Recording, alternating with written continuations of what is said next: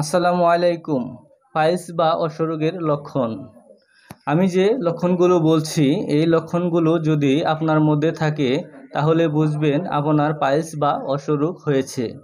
মলত্যাগের সময় রক্তপাত, টাটকা লাল রক্ত মলের সঙ্গে বা মলের পরে পড়ে, ব্যথা ছাড়া রক্ত পড়া বাহিক বা আভ্যন্তরীণ পাইলসের ইঙ্গিত হতে পারে।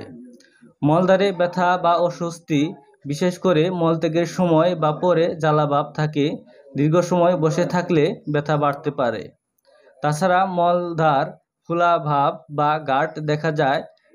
বাহিক পাইলসে হাত দিয়ে ফোলা বা ছোট ছোট গুটি টের পাওয়া যায়। অভ্যন্তরীণ পাইলস বাহিরে বেরিয়ে আসলেও আবার ভিতরে চলে যেতে পারে।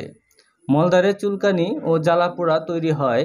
মলত্যাগ করার পরেও মনে হয় মল পুরোপুরি মলত্যাগ হয়নি এবং মলদ্বার ভারী অনুভূত হয়। পাইলস অনেক সময় ফিশার বা ফিস্টুলা রোগের সাথে মিশে যেতে পারে, তাই সঠিক রোগ নির্ধারণের জন্য ডাক্তারের পরামর্শ নেওয়া গুরুত্বপূর্ণ।